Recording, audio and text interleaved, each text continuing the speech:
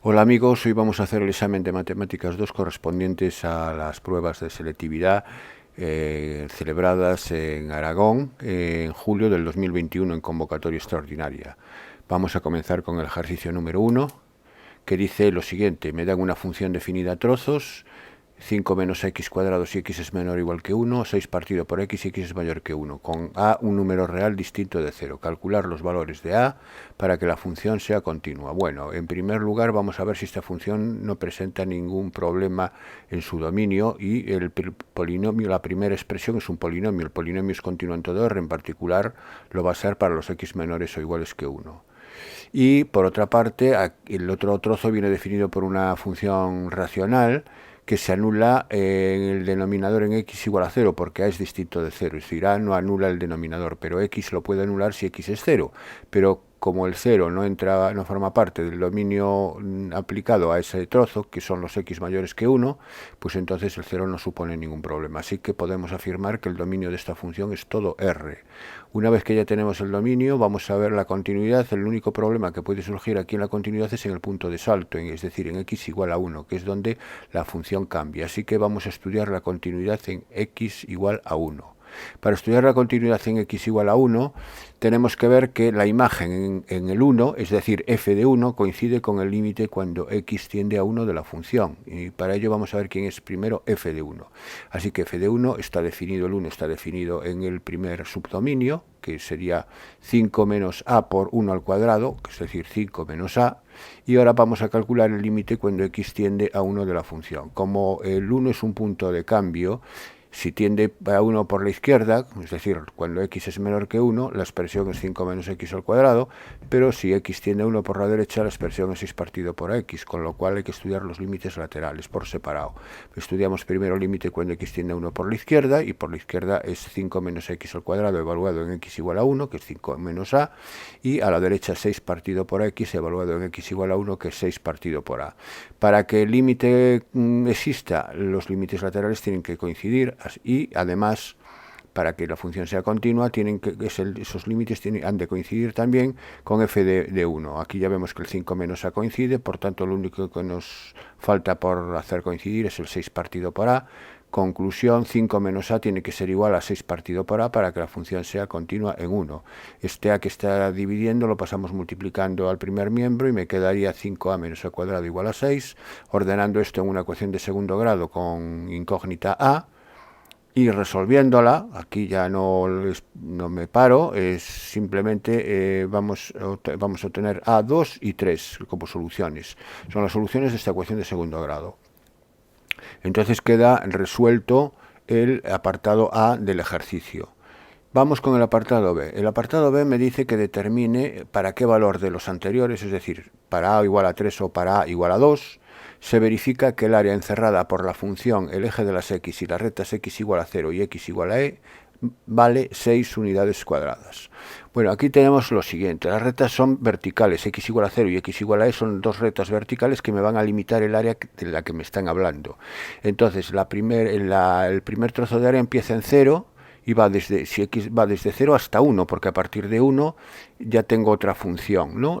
Desde 0 hasta 1, la función que la limita es 5, que limita esa área es 5 menos a x al cuadrado, y además la limita por encima del eje de las x, porque si x, para cualquier valor de x comprendido entre 0 y 1, 5 menos a por x al cuadrado va a ser positivo, puesto que a es o 3, o va a ser 3, o va a ser 2. Entonces lo dejo ahí, que es la integral desde 0 hasta 1 de 5 menos a x al cuadrado. Y el otro trozo lo limita 6 partido por ax a partir del 1, es decir, desde 1 hasta el número e. Y desde 1 hasta el número e este cociente es positivo, porque a es positiva, es 3 o 2, repito, y x es un número comprendido entre 1 y e positivo. Y como el 6, un numerador, también es positivo, este cociente es positivo, por lo tanto está por encima del eje de las x, y las áreas serían la integral desde 0 hasta 1 de 5 menos x al cuadrado más la integral desde 1 hasta e de 6 partido por ax. Eso tiene que ser 6.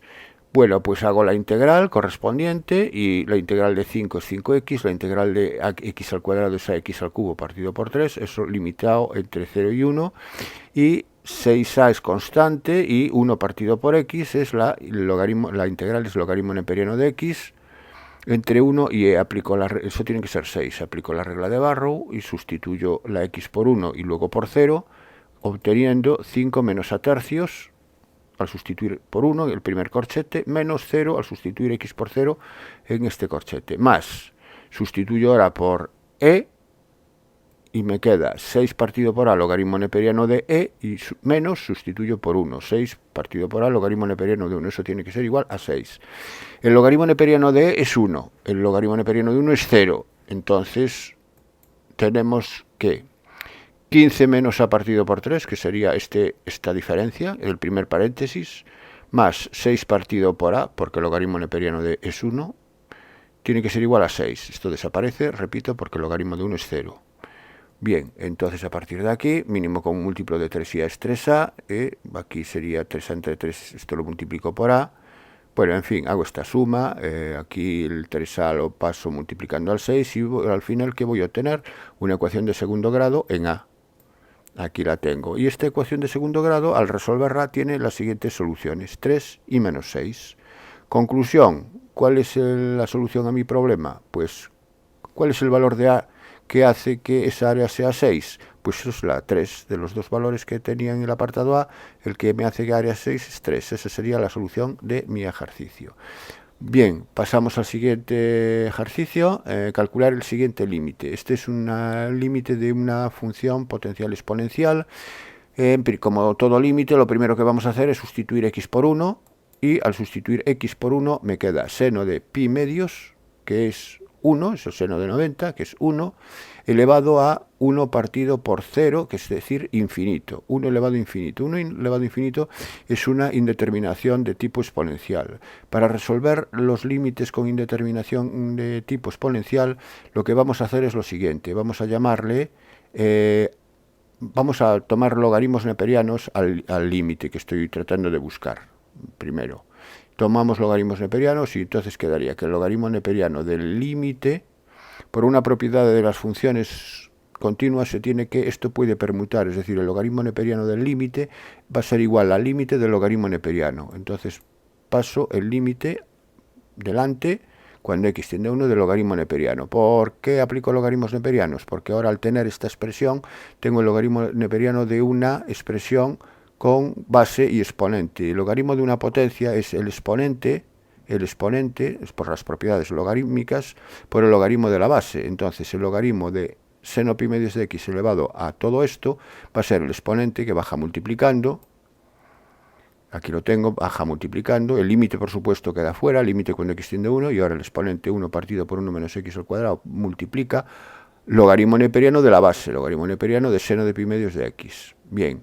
Si yo la sustituyo por 1, aquí me va a quedar 1 partido por 0, me va a quedar infinito, y logaritmo neperiano del seno de 90, es decir, logaritmo neperiano de 1, me va a quedar 0, me va a quedar un infinito por 0.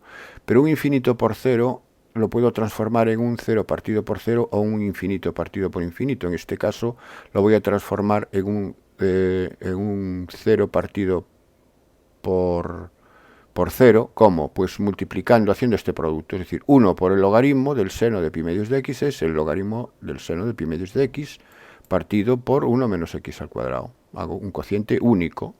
Ahora, al sustituirlo por 1, me queda seno de pi medios, que es 1, logaritmo neperiano de 1 es 0, y 1 menos 1, 0, 0 partido por 0. Y una vez que tengo la indeterminación 0 partido por 0, puedo aplicar la regla de L'Hopital. Recordar que la regla de L'Hopital solamente se aplica a las indeterminaciones 0 partido por 0 e infinito partido por infinito.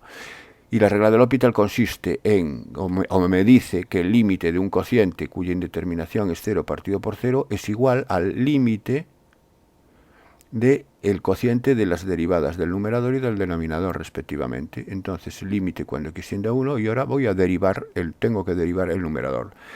Bien, pues la derivada del logaritmo es 1 partido por seno de pi medios de x, por la derivada del seno, que es coseno de pi medios de x, por la derivada de pi medios de x, que es pi medios. Ahora, pi medios, que es lo que me sale al final, por coseno partido por seno, el coseno partido por el seno es la cotangente, de ahí que me salga cotangente del ángulo correspondiente, que es pi medios de x. Esta sería la derivada del numerador, y la derivada del denominador es una potencia, es 2 por 1 menos x por la derivada de 1 menos x, que es menos 1, es decir, menos 2 por 1 menos x. Si una vez que aplico la regla del L'Hopital, vuelvo a sustituir x por 1 para averiguar este límite, y este límite me da pi medios por cotangente de, al sustituir x por 1, cotangente de pi medios. Bien, la cotangente de 90 grados es 0. Eso tenemos que saberlo. La cotangente de 90 es 0 porque es 1 partido por la tangente de 90. La tangente de 90 se puede considerar infinito en términos de límites, y entonces sería 0. Así que el numerador me daría 0 y el denominador también me da 0, porque si sustituyo x por 1 en este paréntesis, obtengo claramente 0. Así que es de nuevo la indeterminación 0 partido por 0. Tengo que, una vez más, calcular la derivada del numerador. Bien, y la derivada de, aplicar la regla del L'Hopital, es decir, calcular la derivada del numerador y calcular la derivada del denominador. La derivada del numerador es constante aquí pi medios, ese pi medios permanece. Derivada de la cotangente, la derivada de la cotangente es 1 partido por el seno al cuadrado de pi medios por x, y una vez más por la derivada de pi medios, es decir, que me queda pi medios por pi medios, 2, es decir, al cuadrado, o sea, pi medios al cuadrado, que es pi cuadrado partido por 4, por 1 partido por seno al cuadrado de pi medios x. Aquí lo tengo, pi al medios al cuadrado por menos 1, dije 1 partido por seno al cuadrado, dije mal, la derivada de la cotangente, perdón, es menos 1 partido por seno al cuadrado, es menos 1, por pi medios de x. Bien, partido por la derivada del denominador, y la derivada del denominador, el denominador es menos 2 por la derivada de 1 menos x, que es menos 1, menos 2 por menos 1, 2. Y aquí ya ha desaparecido la indeterminación, porque ahora al sustituir por x por 1, me queda pi medios al cuadrado por menos 1 por seno al cuadrado partido seno al cuadrado de 90. Pero el seno al cuadrado de pi medios o 90, el seno al cuadrado de 90 es 1. Así que me queda, en el numerador me queda menos pi cuadrado partido por 4. Y en el denominador me queda 2. Y pi cuadrado partido por 4 menos pi cuadrado partido por 4 entre 2 es menos pi cuadrado partido por 8. Este sería el límite del logaritmo neperiano de lo que yo estoy buscando. Es decir, menos pi cuadrado partido por 8 es el logaritmo neperiano del límite que estoy buscando. Entonces, el límite que estoy buscando de partida va a ser e elevado a menos pi cuadrado partido por 8. Bueno, pues ese sería el resultado de mi límite. Vamos a ver, repito, cuando tenemos una indeterminación exponencial del tipo 1 elevado a infinito o 0 elevado a 0, por ejemplo, se toman logaritmos neperianos a la expresión que quiero averiguar, al límite que quiero averiguar. Y una vez obtenido ese límite con el logaritmo neperiano, aplicando el logaritmo neperiano, el límite original que estoy buscando siempre va a ser e elevado a ese valor de límite obtenido. En este caso, menos pi cuadrado partido por 8. Bien, pasamos al siguiente ejercicio. Se desea construir un depósito con forma de prisma regular de base cuadrada. Aquí podría ser de esta forma.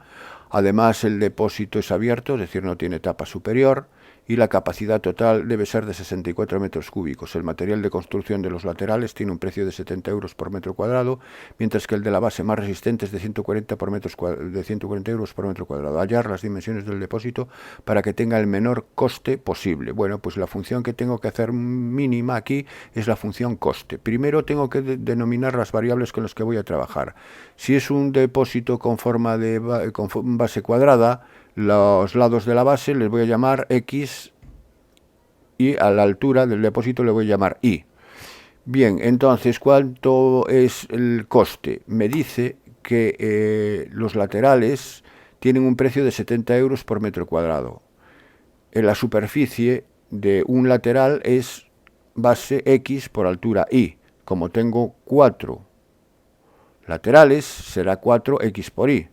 Eso será el que habrá que multiplicarlo por 70. Es decir, 70 por 4, x por y sería el coste de los laterales. Y ahora la base, me dice que la base es más resistente, cuesta 140 euros por metro cuadrado. La base tiene de superficie x al cuadrado, porque me dicen que es un cuadrado, ¿no? Es un prisma de base cuadrada. Y ese x al cuadrado, que es la superficie de la base, habrá que multiplicarla por 140. Entonces le añado al coste el precio de la base, que es 140 por x al cuadrado. Aquí tengo la función coste. Ahora bien, es una función que me viene dado en términos de x y de y. Yo solamente la quiero expresar en función o bien de x o bien de y.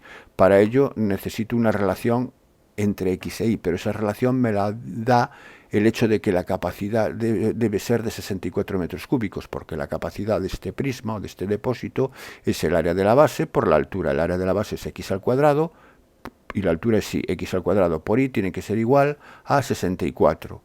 X al cuadrado por y igual a 64. Voy a despejar la y es 64 entre x al cuadrado, y la sustituyo en la función coste, con lo cual ya me queda una función con solamente variable x. Así que me queda que el coste de x es 4x por 64 partido por x al cuadrado, que sí, por 70, más x al cuadrado por 140. Y ya no tenía problema, que ya no tenía la y en el segundo sumando. Una x y una x aquí se simplifican, y me queda lo siguiente, me queda... a ver, 4 por 64 por 70 es 17.920 partido por x. Aquí me queda una x solamente porque se va con esta. Y más 140x al cuadrado. Bien, aquí lo he expresado, he aplicado la propiedad conmutativa de la suma, es igual, por comodidad, pero bueno, es igual. Podríamos poner esto más 140x al cuadrado, evidentemente. No hay una razón especial para escribirlo de esta manera. Bueno, aquí me queda. Y esta es la función en la que tengo que buscar un mínimo. Me dice menor coste posible. Tengo que buscar un mínimo. Para buscar un mínimo en esta función, lo que tengo que hacer es derivarla. Hacemos la derivada. Y la derivada es 2 por 140x, es decir, 280x, más la derivada de este cociente. Y la derivada de este cociente, ya sin detenerme mucho a explicar de dónde lo hago, va a ser esto. Esto tenemos que saber derivarlo. La derivada, este x al cuadrado pasa aquí multiplicado por x. La tengo que igualar a 0. Entonces, esto, repito, paso el x al cuadrado multiplicando aquí. Menos 17.920 igual a 0. El x al cubo que quedaría en el denominador pasa multiplicando al 0. Por eso desaparece. Y ahora despejo x al cubo. X al cubo es 64. Por tanto, x es la raíz cúbica de 64. Y la raíz cúbica de 64 es 4. Entonces tengo como solución x igual a 4. Voy a comprobar que efectivamente es un mínimo. Para comprobar que es un mínimo, voy a aplicar el criterio de la segunda derivada, que me dice que si la segunda derivada en un punto donde se anula la primera derivada es positiva, ahí hay un mínimo. Si es negativa, habría un máximo. Ese es el criterio de la segunda derivada. Vamos a hacer la segunda derivada, y la segunda derivada me voy aquí a la primera y derivo la primera derivada, es decir, 280, más, y la derivada de este cociente es esto, Bien, si sustituyo por 4, me va a dar, evidentemente, ya veis que me va a dar positivo. Todo es positivo, así que si la segunda derivada en 4 es positivo, quiere decir que en x igual a 4 hay la función c de x, la función coste, presenta un mínimo. En x igual a 4, la función presenta un mínimo. Y, por tanto, las dimensiones del depósito son la base del lado 4 y la altura es y era 64 partido por x al cuadrado, es decir, 64 partido por 4 al cuadrado, 64 partido por 16, que es 4 también. Es decir, que al final resulta que el prisma va a ser un cubo, porque tiene las tres aristas, las va a tener iguales, y las tres van a medir 4. Bueno, pues ya está, el ejercicio resuelto. Pasamos al siguiente. Para la siguiente función, estudiar la existencia de asíntotas horizontales, verticales y oblicuas. Calcúlalas cuando existen. Bueno, voy a comenzar con las verticales. Las asíntotas verticales son unas rectas que pasan por los puntos del eje de las X, donde normalmente esos puntos no están en el dominio. Y Vamos a ver entonces cuáles son los puntos que no están en el dominio. Los puntos que no están en el dominio en esta función son los que anulan el denominador, porque es un cociente y el problema es que el denominador se anule. Así que x hay que resolver x al cubo menos x igual a 0. Sacamos factor común a x y esto tiene tres soluciones: x igual a 0 y x igual a más menos 1. Entonces tenemos tres candidatos a ser asíntotas verticales. Lo son, hay que comprobar que el límite cuando x tiende a 0 de la función es infinito, o cuando tiende a 1 o cuando tiende a menos 1 es infinito. Si me dan infinitos, entonces la función es que se pierde hacia el infinito por esas rectas, con esas rectas, y por tanto esas rectas serían asíntotas verticales. Vamos con el primero, límite cuando x tiende a 0 de la función. Ya aquí ya yo lo sustituyo, sería e elevado a 0, que es 1, y 0 menos 0, 0, 1 partido por 0, infinito, correcto. Por tanto, x igual a 0, ya hemos demostrado que es una asíntota vertical. Vamos con x y tiende a 1. Cuando x tiende a 1, e elevado a 1 es e, y 1 menos 1, 0. E partido por 0, infinito. X igual a 1, asíntota vertical. Y para x igual a menos 1, es e elevado a menos 1, que es 1 partido por e, que es un número real, positivo, partido por 0 también. Este también me da infinito. Así que x igual a menos 1 es una asíntota vertical. Tiene tres asíntotas verticales. Para los horizontales hay que calcular el límite cuando x tiende a infinito de la función. Lo que pasa es que en esta función hay que tener en cuenta que una de las expresiones es una exponencial, es la e elevado a x, y no es lo mismo que x tienda a más infinito que tienda a menos infinito. Por eso hay que distinguir el límite cuando tienda a más o el límite cuando tienda a menos, porque cuando tienda a más infinito, e elevado a más infinito es infinito, es más infinito, y x al cubo menos x también es infinito. Por lo tanto, es una indeterminación del tipo infinito partido por infinito al que puedo aplicar la regla del L'Hopital, que sería límite de la derivada de elevado a x sigue siendo elevado a x, y la de 3x al cuadrado menos 1, perdón, y la de x al cubo menos x es 3x al cuadrado menos 1. Tomando x tendiendo a infinito, e elevado a x vuelve a ser infinito y 3x al cuadrado más 1 vuelve a ser infinito. O tengo que volver a aplicar L'Hopital. Me vuelve a dar infinito partido por infinito y vuelvo a aplicar L'Hopital una última vez y ya me queda elevado a x partido por 6 y me queda infinito partido por 6. Y más infinito partido por 6 es más infinito. Así que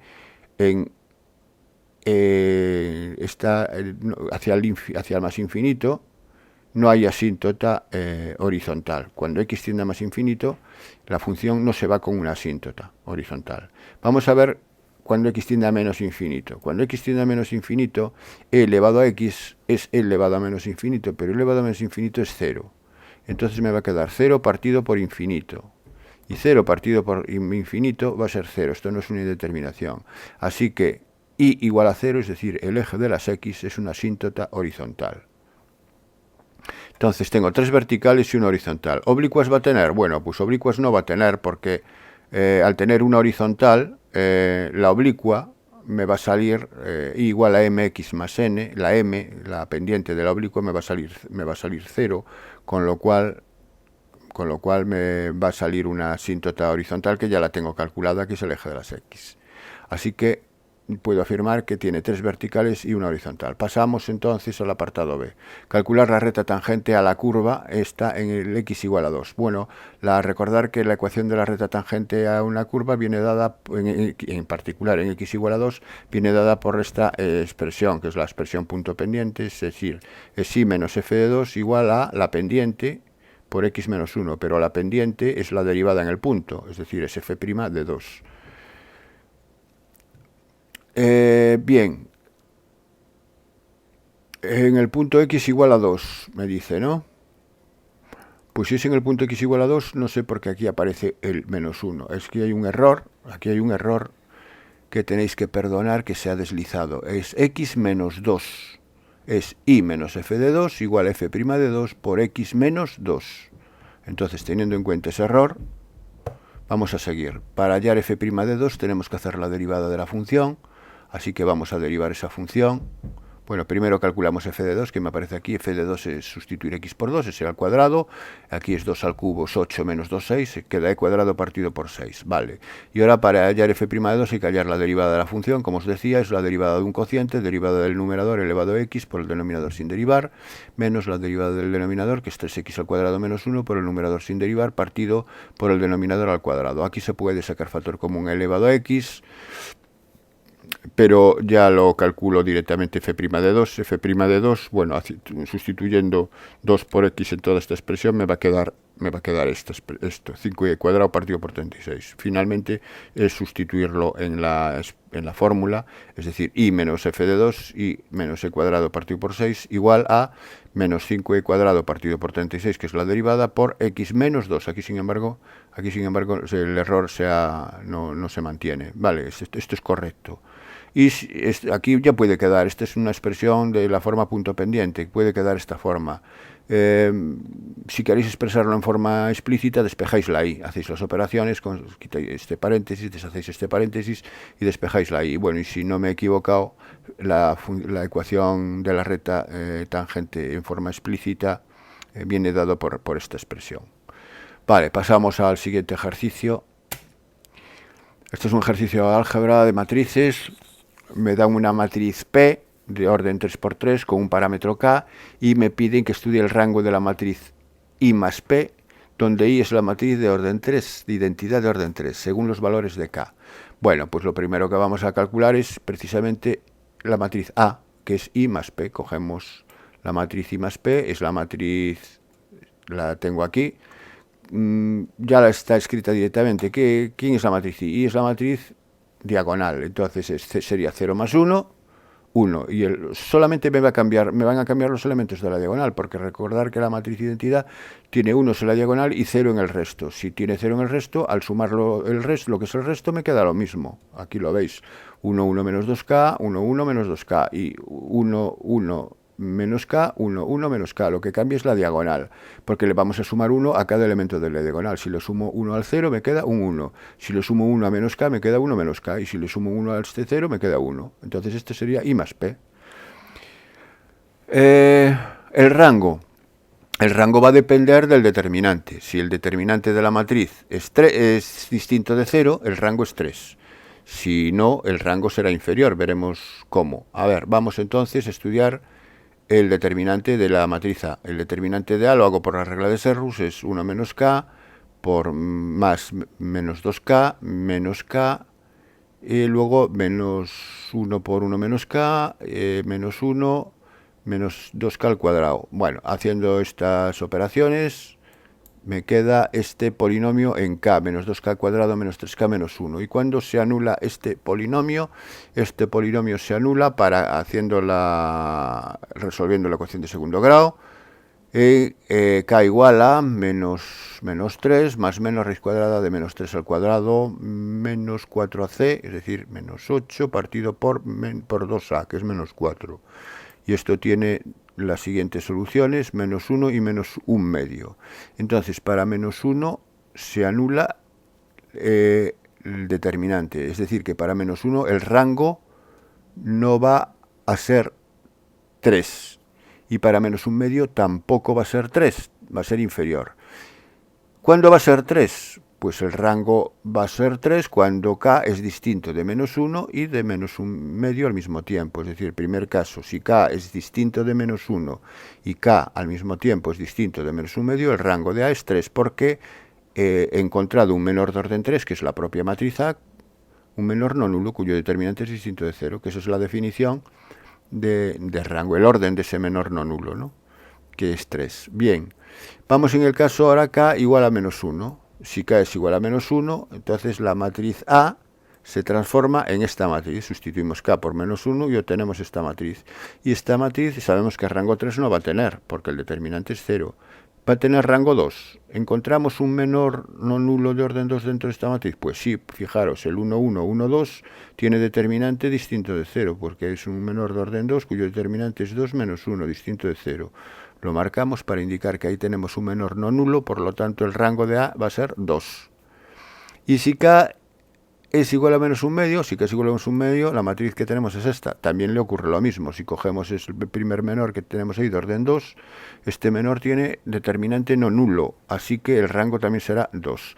Con lo cual ya queda cubiertos todos los valores de K. Repetimos entonces, si K es menos 1, el rango es 2. Si K es menos un medio, el rango es 2. Y si K es distinto de menos 1 y de menos un medio, el rango es 3.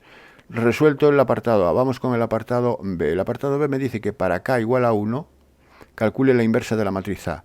Para que una matriz tenga inversa, el determinante ha de ser distinto de 0. Entonces, si K es igual a 1, estamos en el caso, primero en el caso distinto de menos 1 y distinto de menos un medio. Entonces el rango, el determinante es distinto de 0, así que va a tener inversa. Y para hallar la inversa, lo primero que tenemos que calcular es el determinante de A. Como el determinante de A ya lo tenemos calculado en función de K, solamente es venir aquí y sustituir K por 1. Sería menos 2, menos 3, menos 5, menos 1, menos 6. El determinante de A es menos 6. Y A lo escribo, sustituyo K por 1, que es lo que tengo que hacer ahora. Siguiente paso, calcular la matriz adjunta. Bien, la matriz adjunta es la parte más delicada del cálculo de la matriz inversa, porque hay que tener en cuenta los cambios de signo que se producen en función de la posición en la que esté el elemento. Recordar que si el elemento ocupa una fila y una columna que sumen par, la fila y la columna suman par, entonces el adjunto es el menor complementario del elemento sin cambiar de signo, y el menor complementario era el determinante de la matriz que sostiene al eliminar la fila y la columna donde se encuentra el elemento. Bueno, dicho de otra forma, por ejemplo, vamos a verlo en este caso. El primer elemento, el que está en la posición 1, 1, fila 1, columna 1, es el 1. Eliminamos su fila y su columna y me queda 0, menos 2, menos 1, 1. Y ese determinante me va a dar menos 2. Y aquí aparece, este es su adjunto. ¿Por qué no cambia de signo? Porque la posición 1, 1 suman par, 1 más 1 es 2, suma par, y por lo tanto no cambia de signo el menor complementario. Si suma impar, cambia de signo el menor complementario. Bueno, pues hecha la matriz adjunta, voy a obtener esta matriz. Siguiente paso es transponer la matriz adjunta. La matriz adjunta la transponemos, es decir, que las filas de la adjunta se convierten ahora en columnas, o las columnas en filas, como queráis verlo. Y entonces obtengo la matriz, la traspuesta de la matriz adjunta. Y por último calculamos ya la inversa. La inversa es dividir la matriz, todos los elementos de la matriz traspuesta de la adjunta, dividirlo por el determinante, que en nuestro caso era menos 6. O en vez de dividirlos todo por menos 6, pues multiplicarlos por menos un sexto. Recordar que multiplicar un número por una matriz es multiplicar dicho número por todos los elementos de la matriz, o sea que es lo mismo. Entonces puedo dejarlo así, o si queréis puedo meter el menos 6 dividiendo a cada uno de ellos y simplificando. Bien, pues pasamos al siguiente ejercicio. Me dan 3 matrices de distintos órdenes y me pide que compruebe que la matriz B tiene inversa y que la calcule. Bueno, pues esto es un problema que no tiene mayor dificultad, con la salvedad de los cálculos, ¿no? Primero, el determinante de B es lo primero que tengo que calcular. Entonces calculo el determinante de B por la regla de Sarrus, ya no me paro, y me da menos 4. Como es distinto de 0, existe inversa. Si me diera 0, el problema acabaría aquí. No podría hacer nada, diría que no tiene inversa y acabaría, pero en este caso sí la tiene. Existe inversa de B. Para hallar la inversa, el primer paso es el determinante ya lo tengo. Segundo paso, matriz adjunta de B. La matriz adjunta, lo acabo de decir en el ejercicio anterior, cómo se hace. Ahora voy a hacer, por ejemplo, la adjunta de este elemento, del 1 que estoy marcando aquí con el cursor, que es el que ocupa la fila 3, columna 2. Como ocupa la fila 3 y la columna 2, la suma de la fila y la columna es impar. Si la suma de la fila y la columna es impar, déjame quitar esto de aquí, si la suma de la fila y la columna es impar, el menor complementario cambia de signo. Y el menor complementario es eliminar la columna donde está la fila y me queda 3, 1, 1, 1. Ese menor tiene determinante 3 por 1 menos 1 por 1. Tiene determinante 2. Como el menor complementario me cambia de signo, aquí tiene que ir el menos 2. Efectivamente, en la matriz adjunta, su adjunto es el menos 2. Por eso aparece aquí el menos 2. Bueno, y así con las demás. O tenéis la adjunta. Tenéis que hacer la adjunta, tenéis que practicarla, porque es es donde os equivocáis con mayor facilidad por el tema de los cambios de signo. Bien. El siguiente paso es calcular la traspuesta de la adjunta. La traspuesta nunca tenéis dificultad porque simplemente cambiar filas por columnas o columnas por filas. Y por último, hallar la inversa. Entonces la inversa, b-1, es dividir por menos 4 todos los elementos, o lo que es lo mismo que multiplicar por menos un cuarto. Esta sería la matriz inversa. Bien, la vamos a dejar así, de momento, y voy a hacer el apartado B. Calcule la matriz X verificando la ecuación matricial, esta que tengo aquí. Bueno, para despejar X, la Y que está sumando la voy a pasar restando a la derecha. Entonces me quedaría Bx igual a C1, C2 menos Y. ¿Y ahora qué me está molestando para despejar X? Me está molestando esta B multiplicando a la X por la izquierda. Así que para eliminar esa B, voy a multiplicar por la inversa de B a la izquierda, y que la inversa de B sé que existe, que ya lo vi en el apartado anterior, así que multiplico por B-1 a la izquierda, y B-1 por B me da la identidad por X es X, así que ya queda la X despejada. Pero si multiplico por B-1 aquí a la izquierda, también lo tendré que hacer en el segundo miembro, tendré que multiplicarlo, pero multiplicarlo siempre por la izquierda. Aquí hay que tener siempre mucho cuidado con la lateralidad, porque el producto de matrices no es conmutativo. Entonces no es igual que multipliquemos b-1 por la izquierda que lo multipliquemos por la derecha. Si aquí me ponéis esto por b-1 estaría mal. Así que recordar, ¿por dónde he multiplicado b para eliminarla? Aquí a la izquierda. La he multiplicado por la izquierda de b. Pues también tengo que multiplicarlo por la izquierda de C1, C2 menos Y. Y como tengo que multiplicar a todo el miembro, le pongo paréntesis. Eso también es otra cosa que muchas veces omitís, el paréntesis. Si omitís el paréntesis, solamente lo estaríais multiplicando B-1 por C1 y C2. Y la menos Y la dejaríais fuera. Y estaría mal también, ¿eh? Entonces hay que tener cuidado con eso. Bueno, pues una vez que ya tengo esto, voy a hacer las operaciones, por ejemplo, hacer lo que está dentro del paréntesis, que es C1 por C2 menos Y, pongo C1, C2 menos la matriz de identidad, y hago este producto. Es una matriz 3 por 2 por una matriz 2 por 3, el resultado me va a dar una matriz 3 por 3, restada a otra matriz 3 por 3, es decir, eso se puede hacer. Bueno, hago el producto, ya no me detengo a explicar cómo se hace un producto de matrices, porque eso lo tenéis que saber, y el resto. Y obtengo esto. Esto es la matriz que está entre paréntesis C1, C2 menos Y, que la tengo que multiplicar por B-1. B-1, que aquí la tengo. Y la tengo que multiplicar a la izquierda. Es decir, que X es igual a B-1, que era menos un cuarto por esta matriz. Bueno, el menos un cuarto lo dejo para el final. Y hago el producto de estas dos matrices y me quedaría menos un cuarto, y este es el resultado de estas dos matrices. Y por último, si quiero, divido todos ellos por menos 4. Y si divido todos los elementos de esta matriz por menos 4, o los multiplico por menos un cuarto, que es lo mismo, hoy voy a obtener esta matriz, que sería el resultado de X.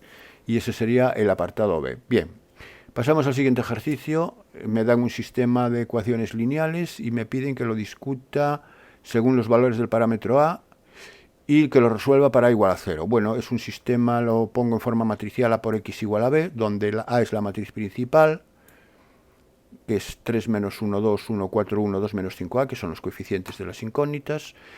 X es la columna de las incógnitas, X y Z, y 1, 3 menos 2 es la columna de los términos independientes. Vamos a aplicar el teorema de Rouchet para estudiar la compatibilidad. Y para ello vamos a estudiar el rango de la matriz principal. Para estudiar el rango de la matriz principal, lo que tenemos que calcular es el determinante, en primer lugar, de la matriz principal.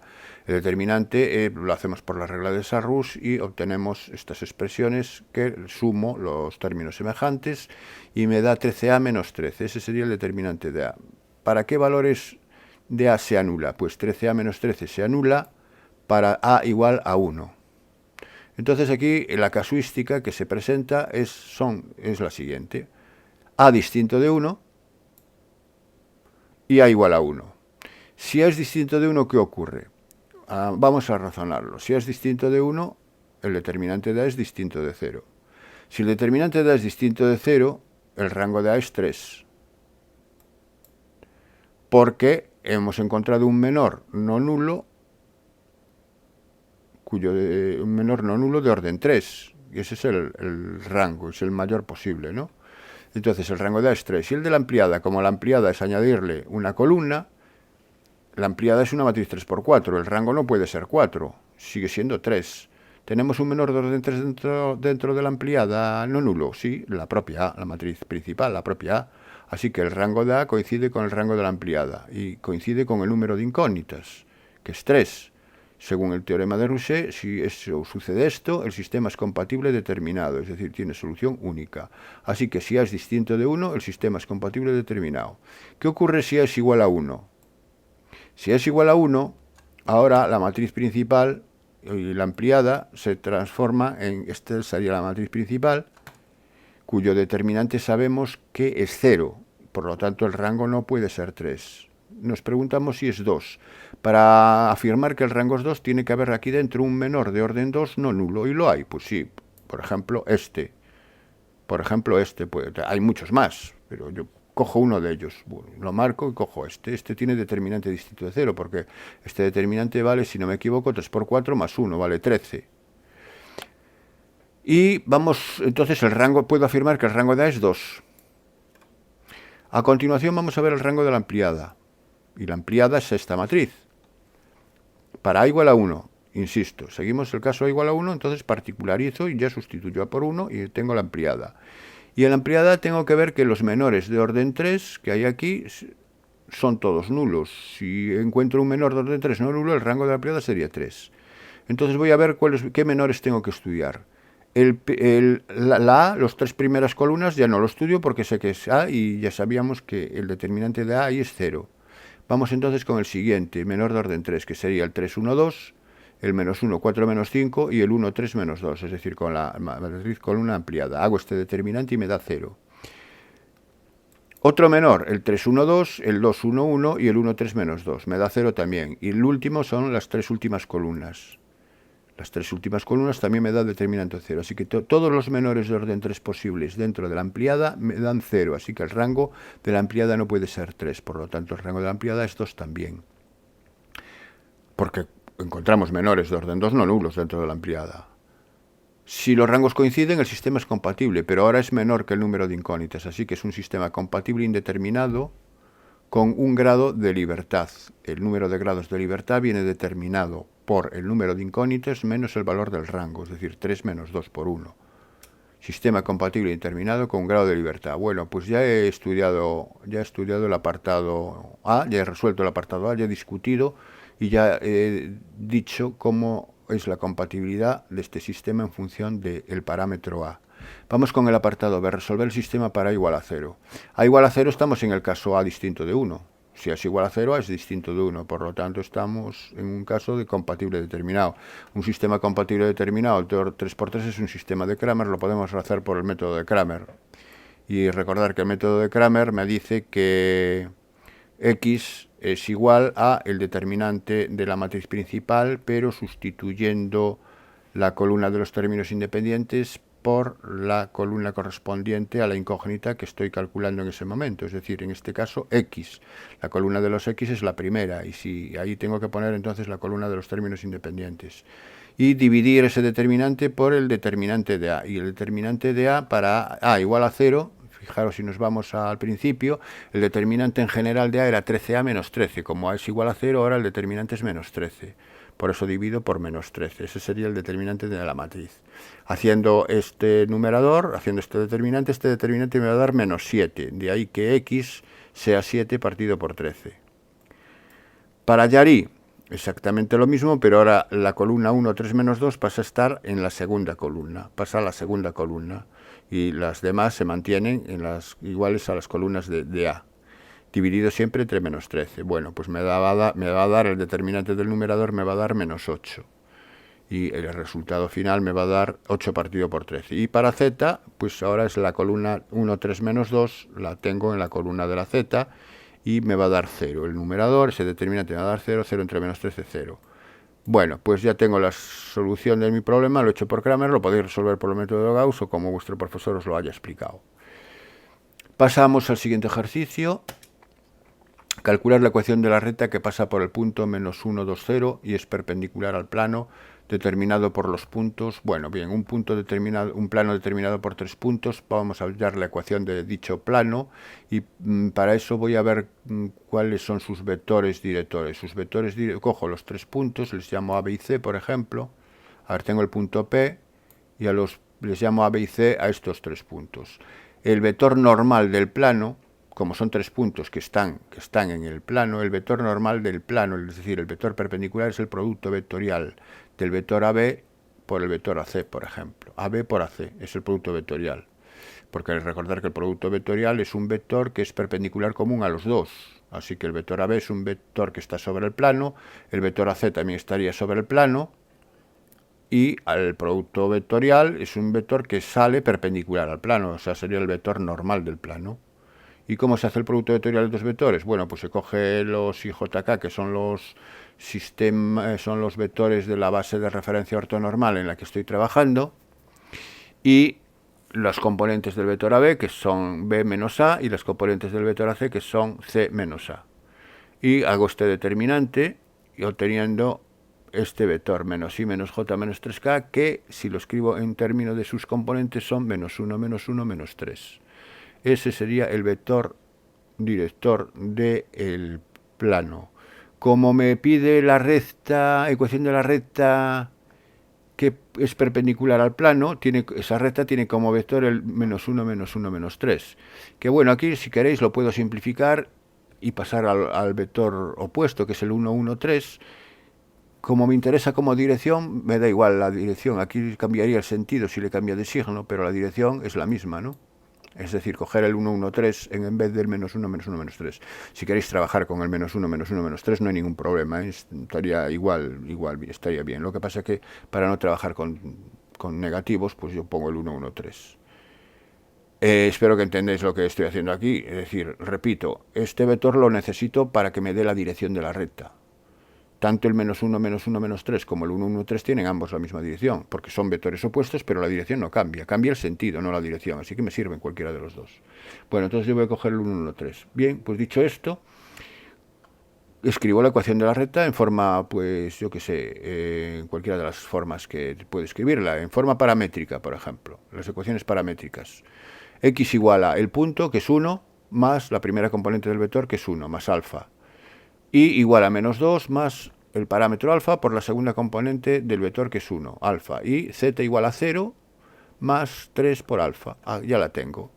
Me dice que la exprese como intersección de dos planos. Para expresarla como intersección de dos planos voy a expresarla primero en forma continua. Aquí la tengo expresada en forma continua. En forma continua es x menos el punto, es decir, menos 1 y menos... Es despejar alfa aquí. Es despejar alfa en cada uno de ellos e igualarlo, ¿no? X menos 1 partido por 1 igual a y más 2 partido por 1 igual a z partido por 3.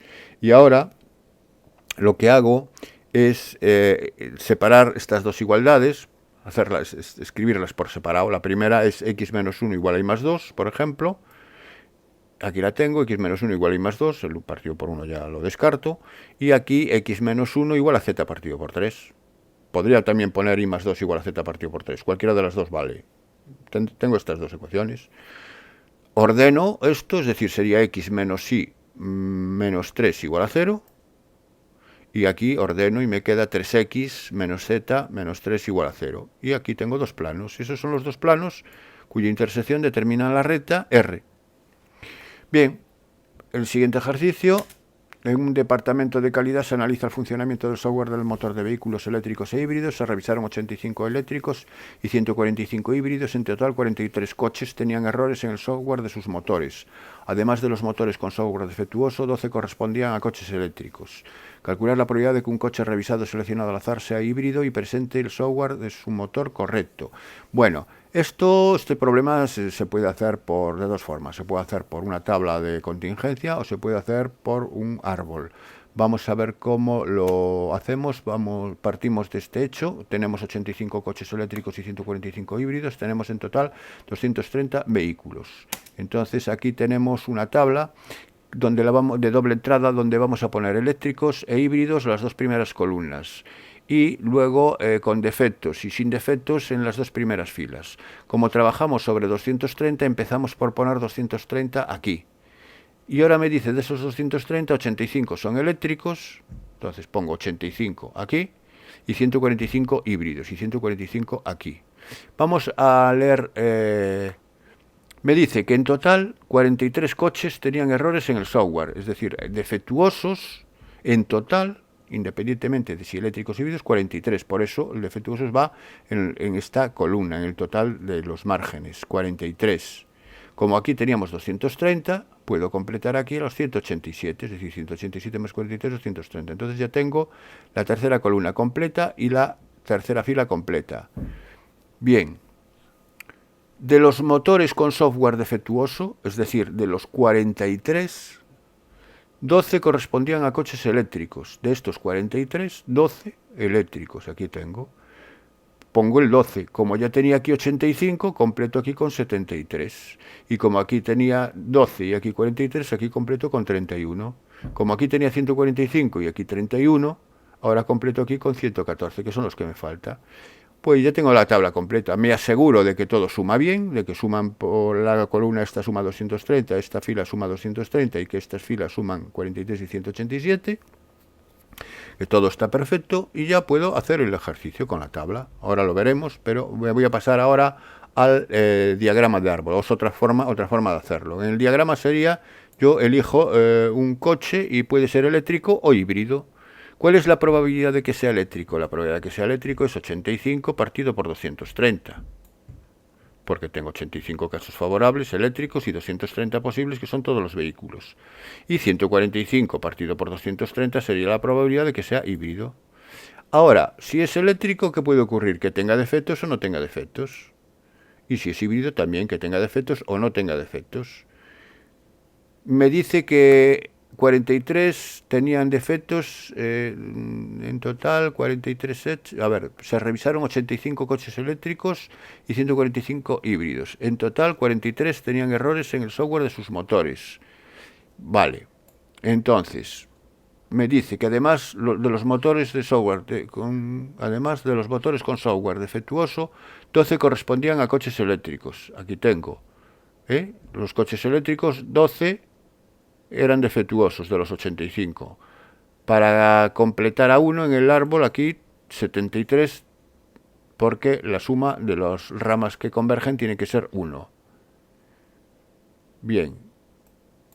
Y aquí son 31. Me dice, ¿de dónde sale este 31? Bien, este 31 en realidad sale de aquí, de la tabla. Es decir, el árbol lo estoy haciendo en función de la tabla. ¿Se puede hacer sin la tabla? Sí, pero habría que llamarle X y trabajarlo de otra manera. Bueno, aquí en principio 31 de 145, porque son los defectuosos de los que son híbridos, es decir, de los que son híbridos, que son 145, 31 son defectuosos. Por eso tengo ahí ya ese dato. Entonces aquí la tabla es más cómoda porque ya me permite dibujar el árbol. Bueno, y a partir de cualquiera de estas dos soluciones, el apartado A me dice que calcule la probabilidad de que un coche revisado seleccionado al azar sea híbrido y presente el motor correcto. En otras palabras, sea híbrido es que se verifique H y al mismo tiempo es una intersección su motor correcto y que no sea defectuoso. Entonces me están pidiendo la probabilidad de H y no defectuoso. Y la probabilidad de H y no defectuoso, si lo veo por el árbol, sería, a ver, H 145 partido por 230 y no defectuoso multiplicado por 114 por 145. Eso si lo hago por el árbol, es toda esa operación.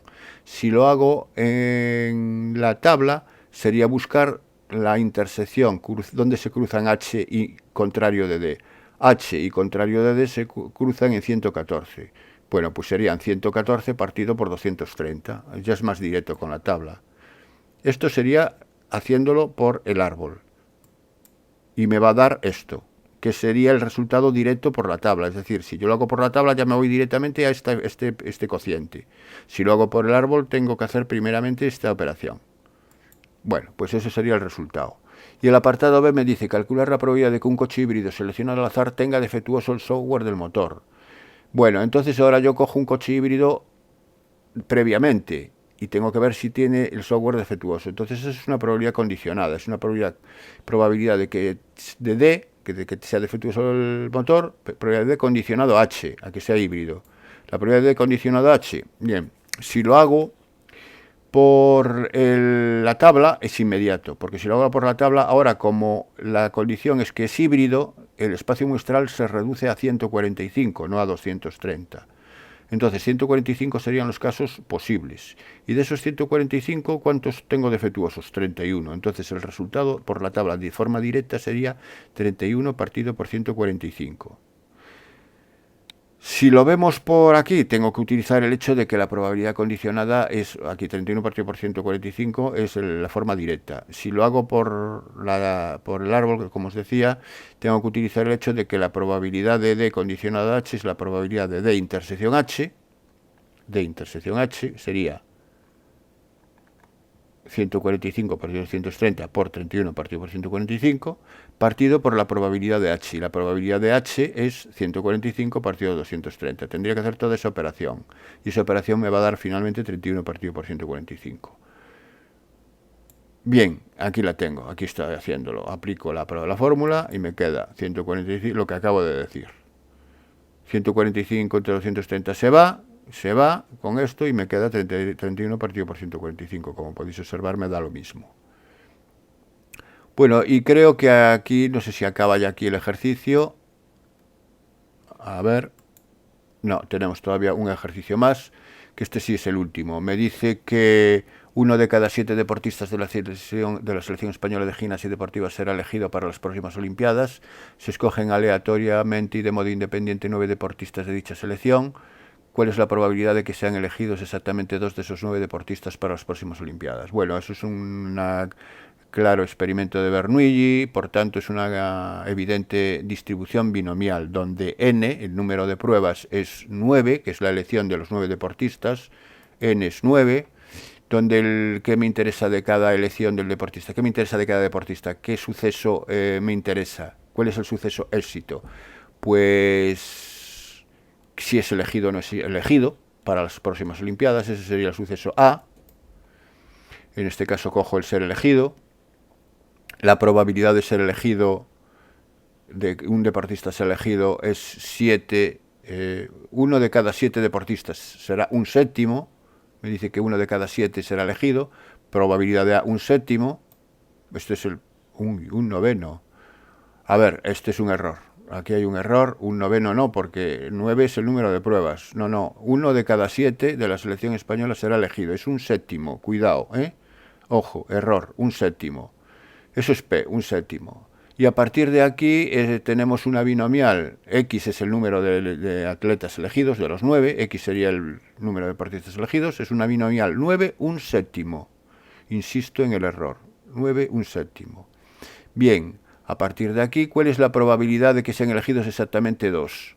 Pues sería la probabilidad de x igual a 2. Y la probabilidad de x igual a 2, aplico la función de masa de probabilidad de la binomial, sería 9 sobre 2.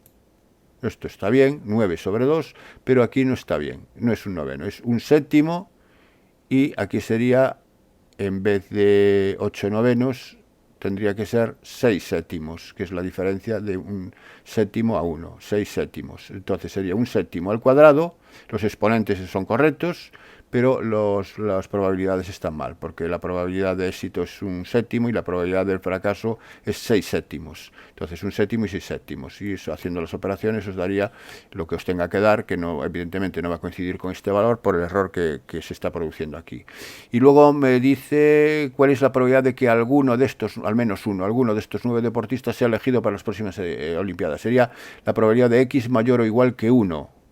Y la probabilidad de x mayor o igual que 1, para no hacerlo directamente, porque si lo hago directamente tendría que calcular muchos sumandos, lo hago por el suceso contrario. Sería 1 menos la probabilidad de x menor estricto que 1.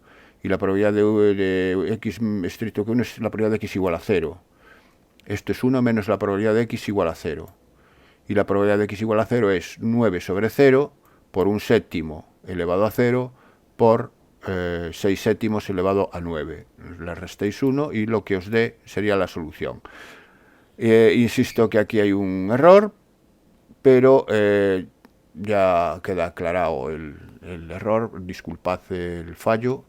Y bueno, y creo que no hay más ejercicios, así que yo me despido aquí hasta el próximo examen que os resuelva. Espero haberos sido de ayuda y hasta el próximo.